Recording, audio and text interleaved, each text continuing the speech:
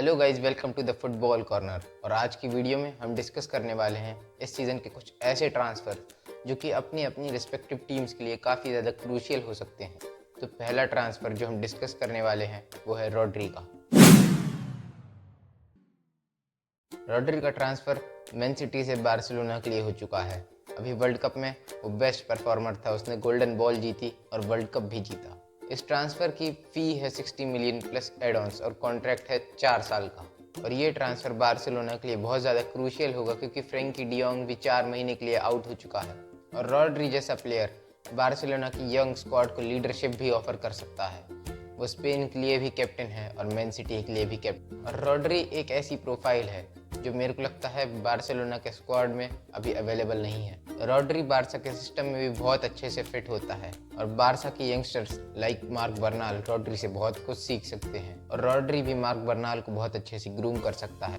तो आपको क्या लगता है, क्या रॉड्री बार्सा को 12 साल बाद एक यूसीएल टाइटल जिता सकता है? क्योंकि बार्सा के स्क्वाड में अभी रॉड्री ही एक ऐसा प्लेयर है जिसने कभी यूसीएल जीता है। तो अगला ट्रांसफ़र जिसके बारे में हम डिस्कस करने वाले हैं वो है इस सीज़न का one of the most expensive transfers में से एक। उस प्लेयर का नाम है मॉर्गन रॉजर्स। मॉर्गन रॉजर्स का ट्रांसफ़र हो चुका है एस्टन विला से चेल्सी के लिए for a transfer fee of 117 million pounds. Contract है 7 साल का और ये 117 मिलियन का प्राइस टैग उसे बनाता है the most expensive British player of all time.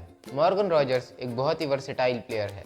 उसने एस्टन विला के लिए left wing, CAM, right wing और सपोर्ट स्ट्राइकर का रोल भी खेला है।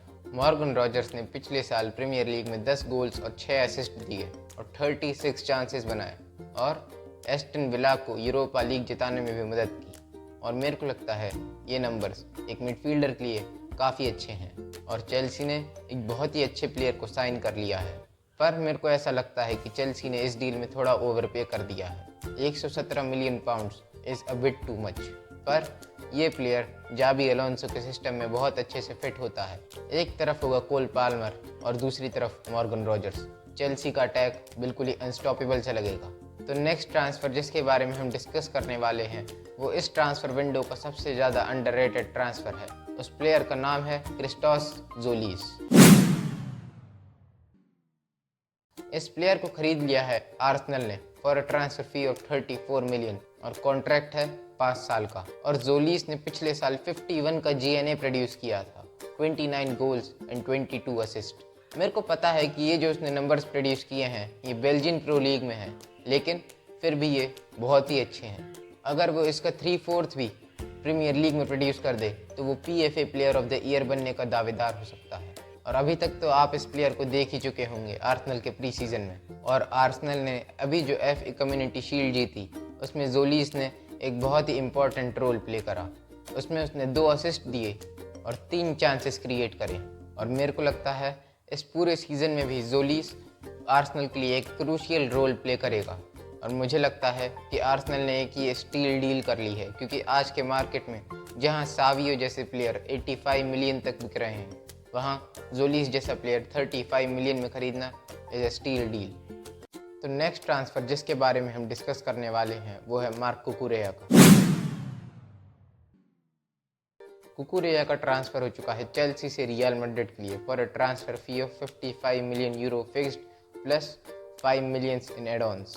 ये एक ऐसा प्लेयर है जिसके लिए मोरिनियो ने खुद डिमांड करी थी। कुकुरेया इस टाइम में one of the best full-back में से एक है। पिछले सीजन में चेल्सी का इतने खराब परफॉर्मेंस के बाद भी कुकुरेया चेल्सी का बेस्ट प्लेयर था और इस वर्ल्ड कप में भी कुकुरेया की परफॉर्मेंस बहुत ही अच्छी थी।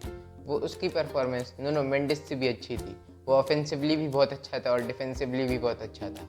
स्पेन ने इस वर्ल्ड कप में सिर्फ 1 गोल खाया, उनमें से मेन रीज़न कुकुरेया था। और मुझे लगता है कि इस ट्रांसफ़र को रियल मैड्रिड फैंस उतना सेलिब्रेट नहीं कर रहे हैं जितना उनको करना चाहिए क्योंकि कुकुरेया उन लेफ्ट बैक में से एक है जो बार्सिलोना के रडार पर था।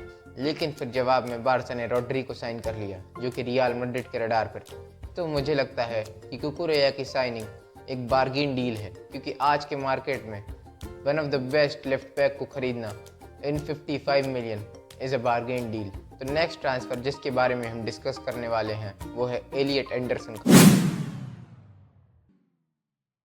एलियट एंडरसन का ट्रांसफ़र हो चुका है नॉटिंघम फॉरेस्ट से मैनचेस्टर सिटी के लिए फॉर 116 मिलियन। कॉन्ट्रैक्ट है 5 साल का। और एलियट एंडरसन जैसा प्लेयर एंजो मरेस्का के सिस्टम में बहुत ही अच्छी तरीके से फिट हो सकता है और एक क्रूशियल रोल प्ले कर सकता है। एलियट एंडरसन का वर्ल्ड कप भी बहुत ही अच्छा रहा था। उसने इंग्लैंड को सेमीफाइनल तक पहुंचने में मदद की।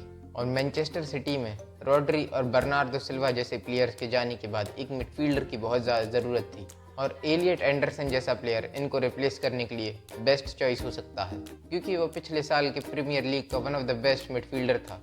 और एलियट एंडरसन को प्रीमियर लीग में सेटल होने के लिए टाइम भी नहीं लगेगा, क्योंकि वो पहले से प्रीमियर लीग में खेल रहा था। उसके पास प्रीमियर लीग में खेलने का एक्सपीरियंस था। और अब रॉड्री और बर्नार्डो सिल्वा चले गए हैं तो वो मैन सिटी के लिए one of the main midfielder बन सकता है। तो मेरे हिसाब से मैन सिटी का एलियट एंडरसन के ऊपर 116 मिलियन पाउंड खर्च करना एक बहुत ही ज़्यादा रिस्की डिसीजन हो सकता है, क्योंकि रॉड्री को रिप्लेस करना किसी भी प्लेयर के लिए इजी टास्क नहीं होगा।